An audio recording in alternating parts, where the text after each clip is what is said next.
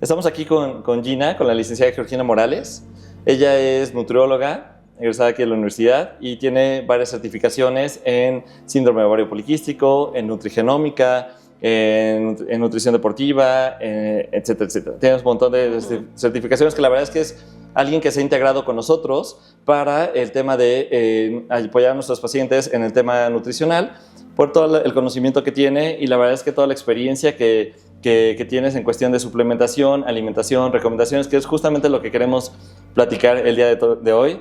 Bienvenida Gina aquí con nosotros. Muchas gracias, encantada de estar aquí. Muy bien, y bueno, presentarme yo soy el doctor Carlos Fernández y soy parte del equipo de la clínica Hope and Life, clínica de fertilidad, aquí en la ciudad de Toluca. Estamos aquí en el Hospital Médica Mía y bueno, muy contentos de estar aquí presentando este tema con ustedes. Gina, platícame un poquito.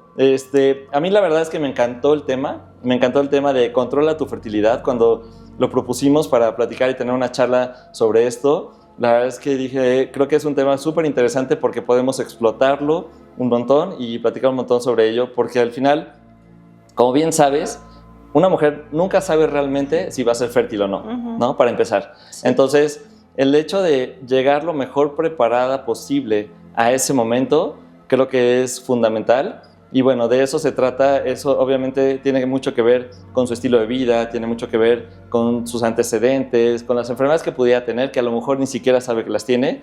Pero aquí yo te quería preguntar, porque contigo llegan pacientes que a lo mejor todavía no comienzan a buscar un embarazo. Y entonces llegan porque a lo mejor quieren una consulta nutricional, alguien se lo dijo, o simplemente quiere mejorar su forma física, su estilo de vida y demás. O sea, ¿qué es lo que tú, a esta mujer que está en etapa reproductiva, que está en esa etapa de querer a lo mejor buscar un embarazo, qué es lo que tú le recomiendas de primera instancia?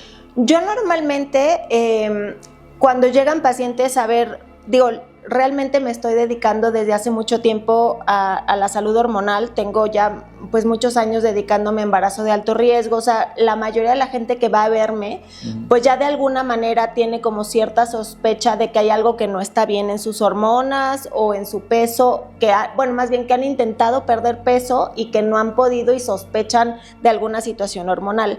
Yo la verdad es que antes de ver estudios, antes de o solicitar algún estudio, yo lo que normalmente sugiero es pues una alimentación equilibrada. O sea, una vez que equilibramos la alimentación, pues todo nuestro cuerpo empieza a funcionar de una manera adecuada. Entonces, lo primero que debemos de hacer, pues, es equilibrar nuestra alimentación. Ahora, ¿qué podríamos decir que es una alimentación equilibrada? Una alimentación donde haya suficientes carbohidratos de buena calidad, frutas, verduras, cereales integrales, proteínas de buena calidad, ya sea que sean proteínas vegetales o animales, y grasas buenas, que también le tenemos mucho miedo a las grasas, pero también las grasas son necesarias para que nuestro cuerpo funcione correctamente. Ok, ¿estás de acuerdo que la verdad es que nunca nadie nos enseña cómo comer de manera nutritiva? Y yo algo que estoy convencido es que la dieta tiene que ser muy personalizada.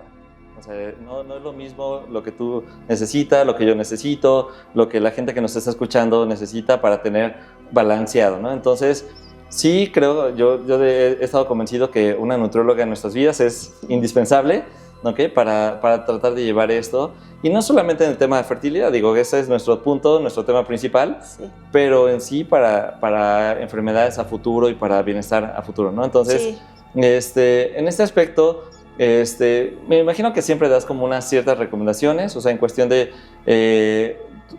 por ejemplo, algo que me interesa mucho a mí es en qué momento vale la pena romper el ayuno, por ejemplo, y con qué vale la pena romper el ayuno, porque a veces somos muy dados a lo mejor comernos una pieza de pan, ¿no? O a lo mejor una fruta, que sea lo primero que nos comemos, o cereal con leche, y la verdad es que eso sé que no es así lo mejor.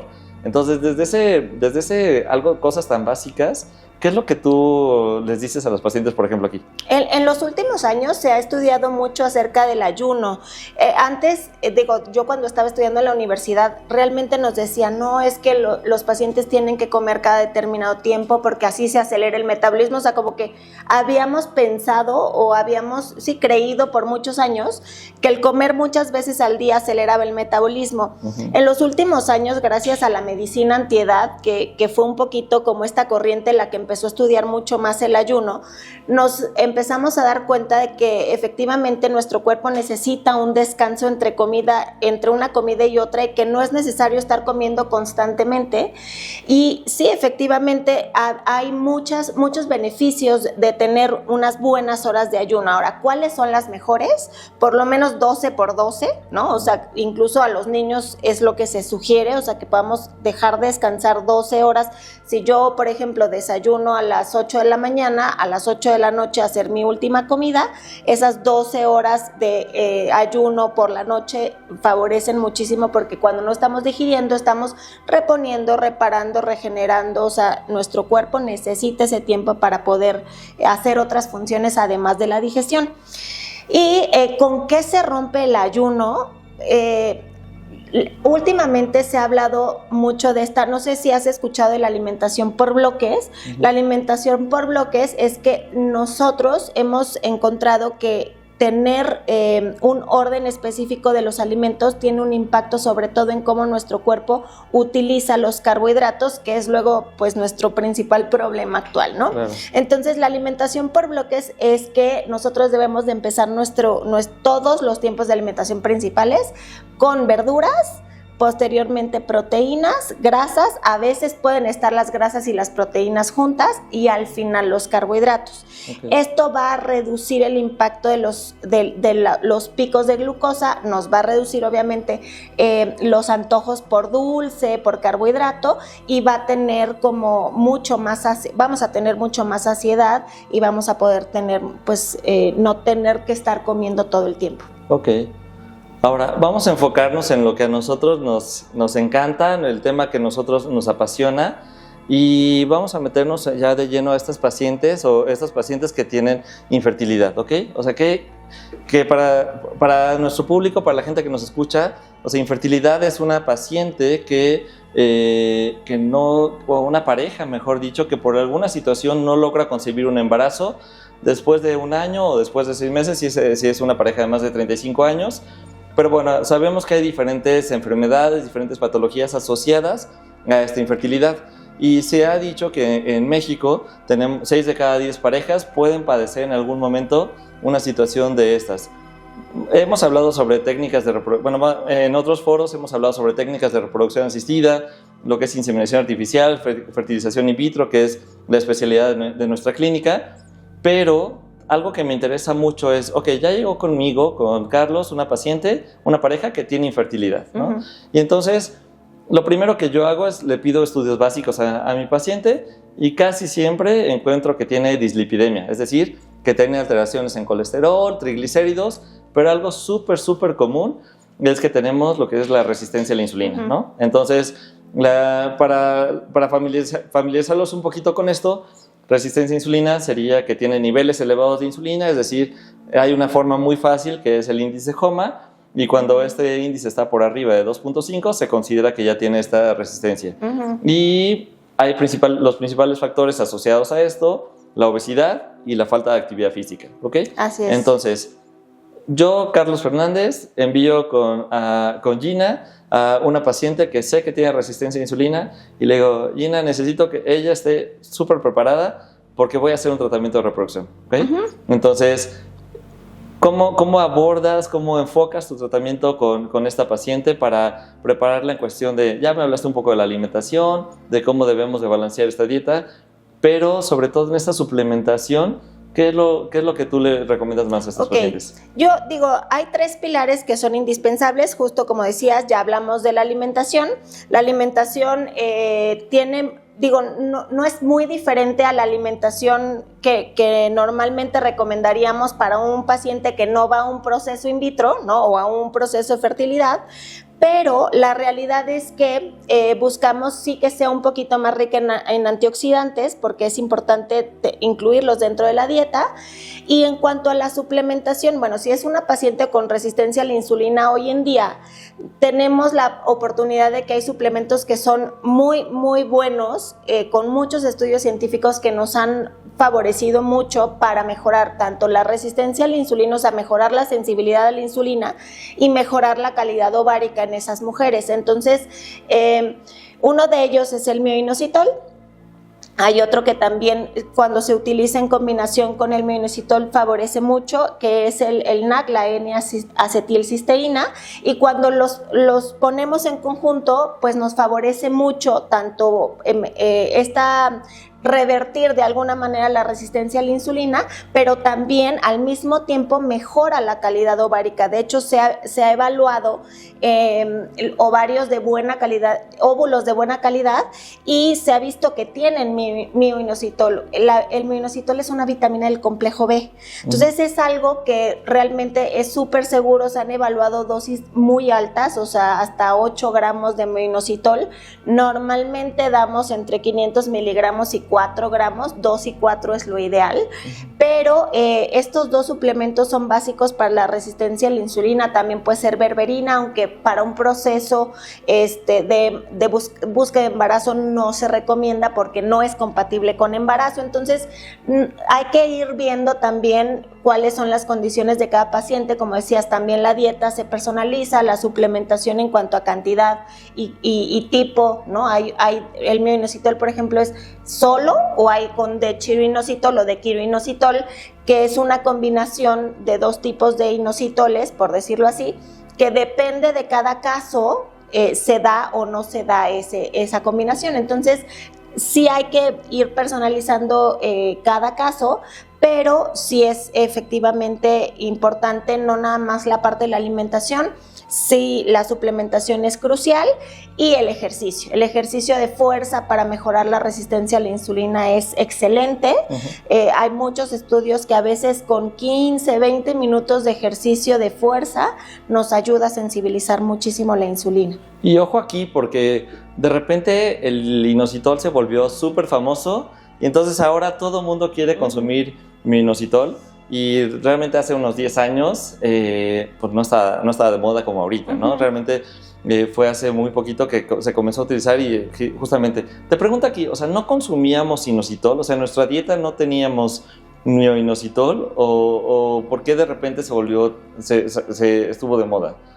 Yo creo que más bien tiene que ver con el tiempo que nos estamos embarazando actualmente, ¿no? Okay. O sea, finalmente las necesidades de inositol han aumentado, o sea, aumentan con el tiempo. Okay. Y se ha visto que tanto la vitamina D como el mioinositol se reducen o sea, está baja en ciertas enfermedades autoinmunes, por ejemplo, como pues sea endometriosis, síndrome de ovario poliquístico, bueno, que tienen cierto como componente autoinmune.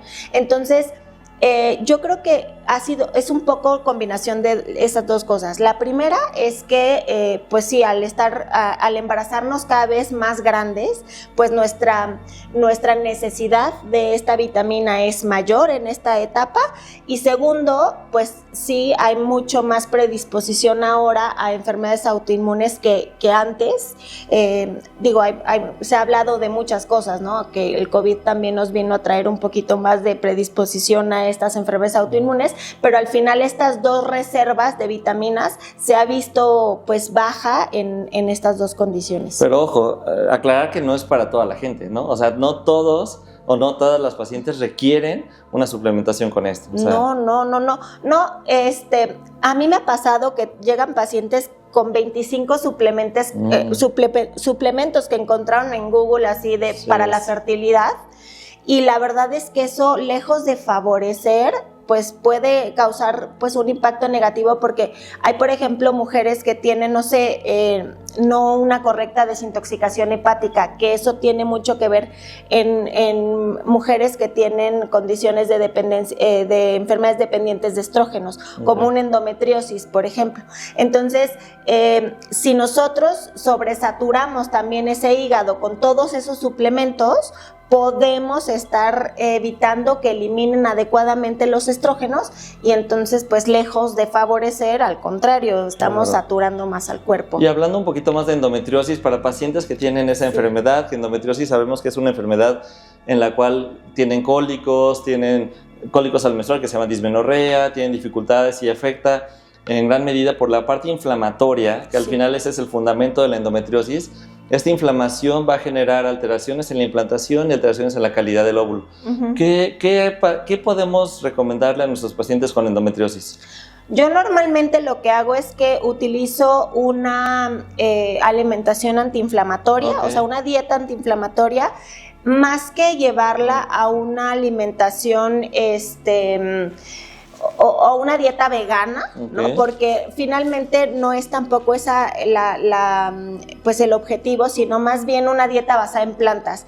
Porque se ha visto que también las mujeres con endometriosis que consumen mucha carne roja aumenta también pues el dolor y la inflamación. Entonces lo que yo hago en pacientes con endometriosis, uno, es que trato de pues sí meter muchas verduras, frutas, grasas buenas que son obviamente antiinflamatorias, y trato de que un tiempo de alimentación, si por ejemplo en el desayuno desayunar un huevo, en la comida pollo, en la noche pongo una proteína vegana. Okay. Entonces de esa manera trato de reducir las proteínas animales en este tipo de pacientes, y se ha visto muchos beneficios en cuanto al proceso inflamatorio.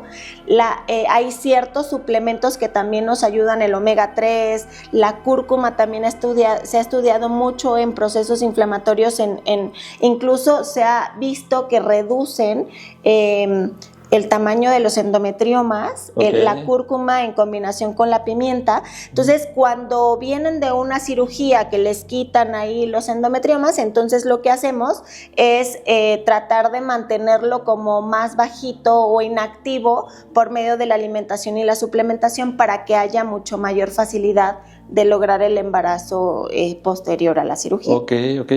Oye, y otro suplemento que también está muy en boga y que también a partir de COVID creo que también se disparó. Háblame de la vitamina D. O sea, la vitamina D también, yo creo que es exacto. Tú me has platicado y todos nuestros pacientes ahora les enviamos suplementos de vitamina D. Sí. Porque se ha visto que el 60% de la población mexicana es deficiente en vitamina D. Y la vitamina D está muy relacionada con parto pretérmino, con aborto, con infertilidad, y al final está muy relacionado en la síntesis hormonal. Uh-huh. Platícame un poquito sobre eso, por favor. Sí, la vitamina D, de hecho hay algunos especialistas que le llaman una hormona, claro, más que una vitamina, sí, por todo el impacto que tiene en nuestro sistema hormonal. Uh-huh. La vitamina D es una vitamina que nuestro cuerpo tiene la capacidad de sintetizar, y se sintetiza gracias a la luz solar. Desafortunadamente hay varios factores que hacen que nuestra vitamina D que no podamos tener un buen aporte de vitamina D. Primero, pues si el tejido adiposo es mayor del que deberíamos, no pueden entrar estos rayos UV tan fácil como antes. Claro. Entonces eso interfiere en la síntesis. Punto número 2, no nos exponemos, o sea, ya difícilmente salimos al sol. O sea, hay personas que trabajan de 8 a 8 y no ven la luz del sol en todo el día. Y el home office se ha vuelto también otro factor. Sí, el home office también. Y hay un factor genético que también hemos evaluado en algunas pruebas genéticas, que hay personas que como tal no pueden absorber tan bien la vitamina D, uh-huh, y entonces necesitan un aporte adicional. Hay muchos, por ejemplo, los lácteos están los lácteos están adicionados con vitamina D, pero también se ha reducido mucho el consumo de lácteos. Okay. Entonces, realmente no consumimos suficientes alimentos fortificados o adicionados con vitamina D, y no nos exponemos al sol. Entonces, yo evalúo la vitamina D casi como parte de todos los protocolos. Igual yo, casi. Y no encuentro uno normal. Sí. Ninguno, o sea, yo quisiera decir 90, pero 100, o sea, 100% de las personas que evalúo están abajo de 30, y hay cierta controversia, porque bueno, los laboratorios nos manejan que arriba de 30 está bien, de 30 a 100, es un parámetro enorme, o sea, estamos hablando de 70 puntos. Exacto. Entonces, lo que se ha evaluado, justo después de COVID salió un estudio en 2021 aproximadamente, en donde se volvía como a ver cuáles eran las dosis adecuadas y cuáles eran los valores normales de vitamina D, y se determinó, sobre todo para fertilidad, que entre 50 y 80 eran los niveles adecuados. Okay. De hecho, se ha visto que hasta una persona una mujer que entra a un in vitro con niveles entre 50 y 80 de vitamina D, tienen 4 veces mayor probabilidad, o sea, su tasa de probabilidad es mayor que una persona que sale, o sea, que entra con una vitamina D baja a un in vitro. Entonces, la verdad es que, pues, es una vitamina, realmente no hay que moverle demasiado. Claro, es una vitamina liposoluble, hay que acompañarla de alimentos cuando se consume, hay que ver la calidad de la vitamina D que estamos consumiendo, hay que ver si no hay piedras a lo mejor en los riñones para entonces dar vitamina K2 junto con vitamina D. O sea, no es nada más como a partir de ahorita todos tomen vitamina D, pero sí es una vitamina muy importante para la salud hormonal. Se ha visto que está baja en enfermedades autoinmunes, entonces no se sabe si la enfermedad predispone a que se bajen los niveles de vitamina D o que tener bajos niveles de vitamina D nos está predisponiendo a la enfermedad autoinmune. Entonces, sí es una parte muy importante de la salud, sobre todo del sistema inmunológico. Ok. Tenemos, no sé si tenemos un foro de preguntas y yo quería... Bueno, a la gente que nos está escuchando, quería ver si que tienen ahí el chat abierto para podernos hacer estas preguntas o esos comentarios aquí con Gina. La verdad es que es un tema bien interesante porque, pues también yo lo que les comento, a ver, esto es algo que depende mucho de ustedes, ¿no? Yo les puedo mandar los suplementos, les puedo decir qué es lo que pueden tomar, pero también la parte de la alimentación y del hecho de tomarse los suplementos, sí, depende directamente de nuestros pacientes, ¿no? Entonces ahí también justamente esto de controla tu fertilidad es algo que es de cada persona, ¿no? Sí, de hecho, déjame decirte, normalmente se ha hablado que o sea, si nosotros tenemos un problema de fertilidad, el origen es pues que tenemos malos hábitos. O sea, se ha hablado de que la fertilidad pues es directamente proporcional a la salud. Claro. Si tenemos algún problema de salud previo, lo más seguro es que eso nos provoque un problema de fertilidad. Entonces, yo siempre, y lo hemos platicado, o sea, yo siempre hablo de que la paternidad empieza en el momento en el que uno decide tener hijos, ¿no? Entonces, pues bueno, el fin a veces es el embarazo, sobre todo que estamos metidos en esto de los procesos que a veces pueden ser complicados para algunas parejas, pero realmente el fin último no siempre no debería de ser solamente el embarazo, sino pues que el embarazo sea saludable, que la mamá esté saludable, que los papás estén bien para sus hijos. O sea, si ya estamos siendo a lo mejor papás un poco más grandes, pues ser papás sanos y que podamos potenciar también esa genética de bebé, que hoy afortunadamente tenemos la ventaja de que podemos ya meternos en cuestiones incluso genéticas para poder evaluar y conocer qué es lo que está pasando en bebé. Claro, y está lo que es la programación fetal, que también, o sea, es un tema súper interesante y es algo que creo que depende, o sea, bueno, abarca otra plática completamente, sí, pero la programación fetal se enfoca mucho en eso, o sea, qué es lo que necesita hacer la mamá para darle a su bebé y evitarle esas enfermedades en un futuro, porque sabemos que si una mamá tiene esa resistencia a insulina durante el embarazo, desarrolla o debuta con una diabetes gestacional, le está incrementando tan solo por eso a ese bebé tener problemas de diabetes, tener problemas de obesidad, tener en mayor riesgo de un infarto cuando sea sí, mayor.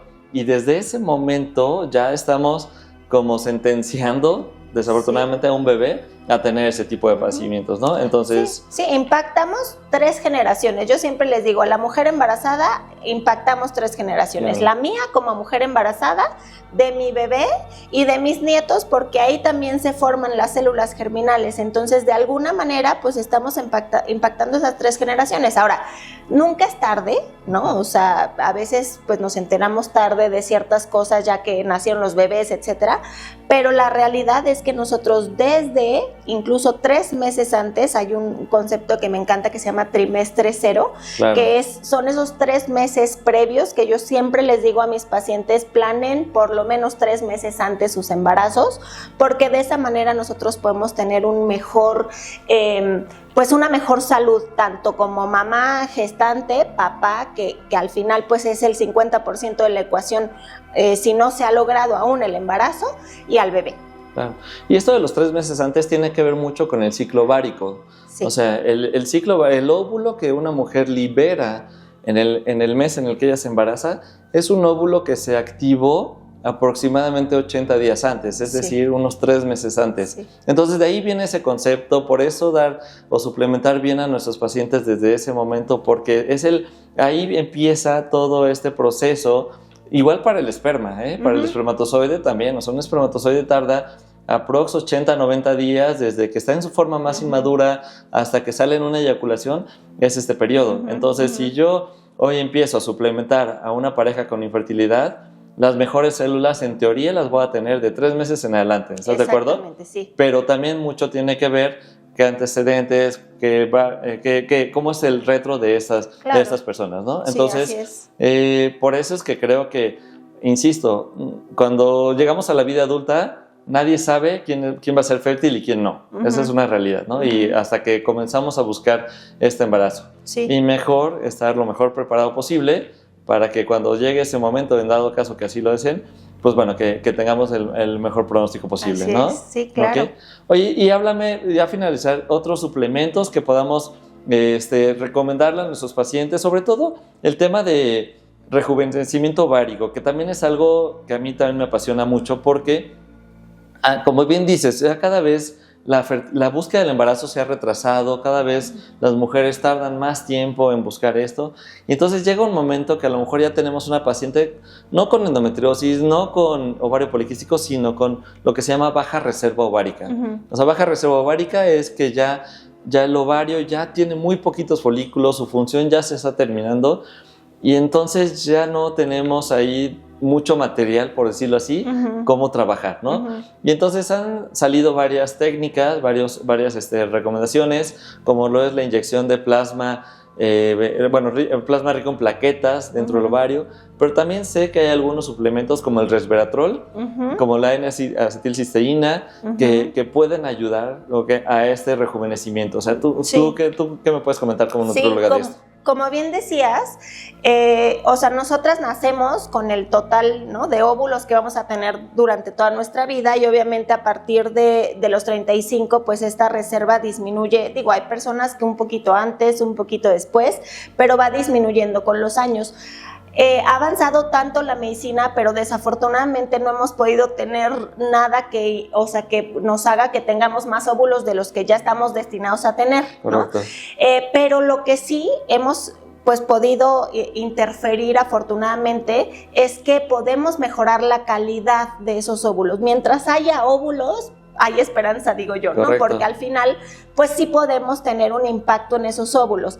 Efectivamente hay suplementos, el suplemento, digamos, estrella para esta parte de la reserva ovárica, de la baja reserva ovárica, es la coenzima Q10. Es excelente. A veces las dosis que manejamos son dosis altas, dependiendo obviamente de alta de 200 a 400, ¿no? Pero tiene mucho que ver, a veces nos topamos con la calidad de algunos suplementos que no son ideales, o sea, que tienen o muy poquito, o la fuente, que es el ubiquinol, que es la que más impacta las mitocondrias, incluso en hombres y en mujeres. A veces no hay estas fuentes en los suplementos que encontramos de manera pues sencilla en las tiendas en línea, y a mí me encanta, o sea, tanto, bueno, el omega 3 también tiene un impacto, el resveratrol, el NAD, que también se puso un poco de moda realmente son antioxidantes. La N-acetilcisteína, la ventaja que tiene es que es un precursor del glutatión.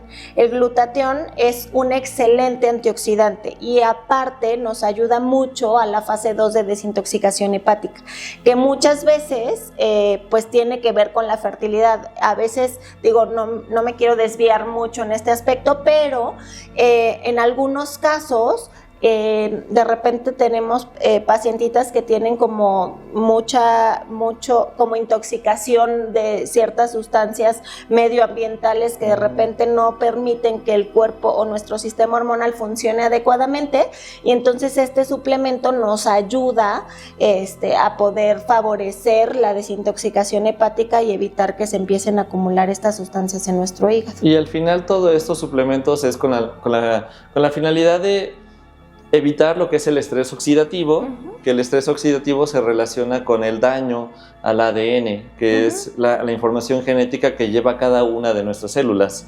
Sí. Necesitamos que nuestras células, tanto el óvulo como el esperma, estén sanos, que no tengan este daño en el material genético para que se puedan fecundar de manera correcta y de esa manera lograr un desarrollo embrionario y por lo tanto un embarazo, ¿sale?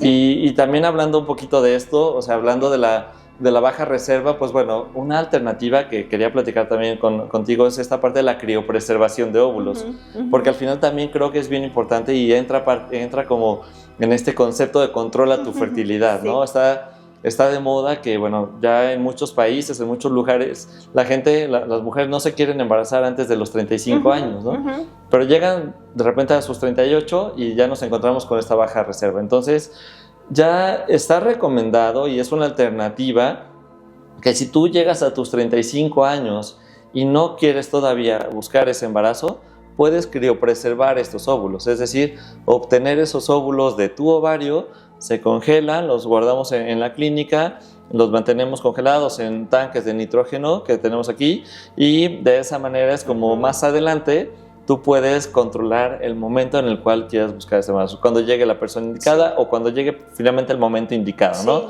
Pero también para eso, pues bueno, entra muy de la mano este apoyo nutricional que tú nos das, justamente para prepararlas para esto, ¿no? Sí, exacto. O sea, mira, yo pensaría que 35 ya vamos tantito tarde, ¿no? Sí, exacto. Finalmente sabemos que de los 20 a los 30 es en donde, digo, a lo mejor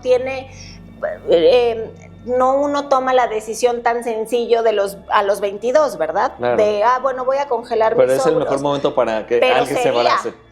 Sería la mejor manera de decidirlo.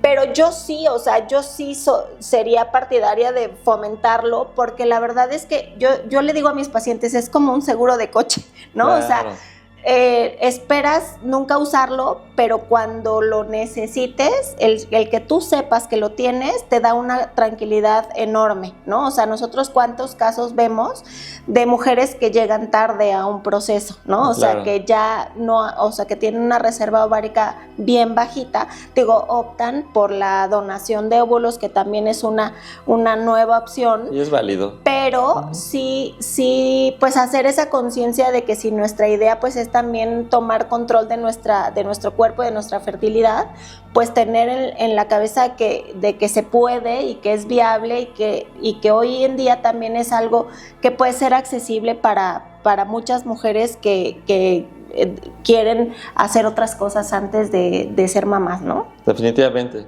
definitivamente, pero al final, como dices tú, o sea, nunca sabes en qué momento va a llegar eso y digo, me refiero al mejor momento entre los 20 y 30 años porque es la etapa más fértil. Sí, claro. O sea, es la etapa donde la curva de tasa de embarazo está en su tope y es donde la calidad de nuestras células es, en teoría, mejor. Sí. Pero puede ser como tú mencionas, que no sea el mejor momento en el ámbito social y demás. Y sí, generalmente todavía estamos a lo mejor en una etapa inmadura para buscar o pensar en esto, ¿no? Sí, exactamente, sí. Ok, muy bien. No sé, algo más que nos puedan...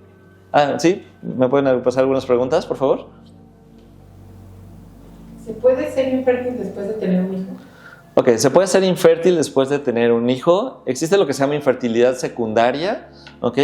La infertilidad se divide básicamente en dos. En primaria, cuando nunca se ha tenido un bebé, secundaria cuando ya hubo un embarazo previo, ¿no? Creo que va muy de la mano de lo tuyo, porque yo siempre le pregunto a mis pacientes cuando llegan en esta situación, y yo la primera pregunta que les hago es: ¿cuánto pesabas tú cuando te embarazaste la primera vez y cuánto pesas ahorita? ¿No? O sea, creo que esta parte de la nutrición es bien importante, ¿no? Sí, efectivamente. O sea, tiene que ver con el estilo de vida, tiene que ver con el estrés. O sea, hay muchas cosas que tienen impacto con el sueño. Todo eso impacta nuestra fertilidad. Entonces, sí, definitivamente, a veces incluso el tiempo, ¿no? O sea, a lo mejor el primer embarazo fue a los 18 y están buscando el otro embarazo a los 35. También incluso, no sé si me dejarás mentir, pero también tiene que ver o sea, si son de la misma pareja, ¿no? O sea, porque también eso tiene un impacto, ¿no? O sea, entonces sí hay muchos factores que pueden, pues, predisponer a que yo ya haya tenido un hijo y que no pueda tener un hijo después. Y a lo mejor hasta de la misma pareja, ¿no? Sí. Porque a lo mejor es el hombre quien se descuidó, claro, quien subió de peso 30 kilos, quien dejó de hacer ejercicio, quien comenzó a fumar, quien cambió radicalmente su estilo de vida, ¿no? Entonces, claro, no todo es culpa de la mujer. O sea, realmente siempre les digo, un embarazo es 50-50, o sea, es tanto la mujer como tanto el hombre, porque ambos son los que están aportando sus células, ¿ok? Bueno, dime tus recomendaciones finales. Dime... ¿Qué le digo a mis pacientes? Aparte que vayan con Gina. Vayan con Gina. ¿Qué otra recomendación tú me dirías? El ácido fólico, ¿en qué dosis? Porque eso nos lo brincamos. Yo creo que ya lo damos por hecho, ¿no? De que todos necesitan tomar ácido fólico y creo que es... pero bueno, ácido fólico. También hablando del ácido fólico, actualmente hay ácidos fólicos que se absorben mejor que otros. El metilfolato. El metilfolato, hablando, exactamente. O sea, sabemos que hay personas que no metabolizamos correctamente el ácido fólico convencional, ¿no? Y es por una mutación que tenemos la gran parte de los mexicanos. O sea, el 50% de los mexicanos podemos tener esta mutación y eso es lo que nos puede afectar. Háblame un poquito también sobre este cambio del ácido fólico. Sí, este gen se llama MTHFR. Correcto. Se ha visto que ha aumentado la población latina en que tienen esta mutación en el gen. Y eso nos hace que para que podamos absorber el ácido fólico, más bien no lo podemos convertir a folato, que es como lo funcional del ácido fólico. Entonces, hoy en día yo la verdad es que prefiero, en vez de hacer una prueba de MTHFR, que sí existe, yo de entrada trato de utilizar suplementos que tengan ya el metilfolato, que es la parte, pues es el que ya es la más absorbible para los pacientes, y eso nos ayuda, se ha visto que ayuda incluso a mejorar la calidad ovárica hasta en un 40%, incluso la fertilidad en un 41%, sobre todo cuando es anovulatoria. Entonces yo de entrada doy el metilfolato y pues se ha visto, digo, sí hay cierta diferencia a lo mejor en el costo, a veces hay algunos especialistas que dicen que es un poco moda, pero la realidad es que en vez de darnos como, pues ponernos a estudiar al paciente en ese aspecto genético, pues mejor damos el metilfolato y a lo mejor estudiamos otras cosas que pudieran ser más importantes que estudiar si tienen el gen MTHFR. Claro, definitivamente. Yo como conclusiones me llevo, 1, la dieta tiene que ser personalizada, ¿de acuerdo? La dieta tiene que ser personalizada. Creo que vale mucho la pena que visiten un nutriólogo o nutrióloga, porque ellos son quienes van a poderles orientar sobre qué es lo que se necesita con este famoso InBody que se realiza, que se saca tus proporciones y demás. Bueno, creo que eso es lo básico, ¿no? Segundo, la alimentación tiene que ser muy balanceada y tiene que tratar de incluir todos estos suplementos que estamos mencionando, ¿no? Desde el ácido fólico, que sí o sí creo que es importante, y lo demás dependiendo. Por favor, no se queden con la idea que el inositol es para todos, porque no es así. Realmente el inositol, aunque haya una guerra entre los laboratorios por ver quién tiene el mejor inositol, bueno, está principalmente dirigido hacia aquellos que tienen resistencia a insulina, incluyendo el hombre, ¿eh? Sí. Incluyendo el hombre, también para el Sí. hombre ayuda mucho a mejorar la calidad espermática porque también Sí. el testículo es un lugar, es un órgano donde se necesita también bastante, Sí, ¿no? claro. ¿Ok? Sí. ¿Y algún otro suplemento que tú dirías sí o sí que lo tomen? Yo diría que la vitamina D. Ok, de acuerdo. Yo diría que la vitamina D es importante, omega 3 también es importante, o sea, obviamente cada caso es diferente, pero bueno, yo hablaría de esos, ver algún antioxidante, o sea, puede ser NAD, puede ser N-acetilcisteína, puede ser coenzima Q10, pero sí asegurarnos de que hubiera un antioxidante y lo demás lo podemos obtener a partir de la dieta. Ok, por favor, la actividad física, súper importante, tener una actividad física regular, 40 minutos, por lo menos unas 4 o 5 veces al día, aunque tú dices que 15, yo les digo 40 o 50 minutos, sí. ok, y realmente tener esta alimentación balanceada en cuestión de horarios, en cuestión del ayuno, iniciar correctamente el día, consumir agua también, ¿no? Sí, Consumir, hidratarse, dormir bien, tener Sí. esas 7-8 horas de descanso, sí. y de esa manera es como vamos a poder controlar nuestra fertilidad, ¿no? Nuestra vida fértil. Así ¿Vale? es, sí. Muy bien. Pues Gina, te agradezco mucho, de verdad que ha sido un placer estar aquí contigo platicando sobre este tema. Sé que es mucho más amplio y podemos extendernos aquí un montón de tiempo, pero de verdad que creo que esto ha sido muy enriquecedor para nosotros, para nuestros pacientes y bueno, ojalá que podamos tener estas charlas más seguido. Claro que sí, con Muy mucho gusto. Ok, te agradezco mucho. Con mucho Bueno, gusto. que estén muy bien a todos, un saludo y abrazo para todos y bueno, aquí seguimos. Bye. Adiós.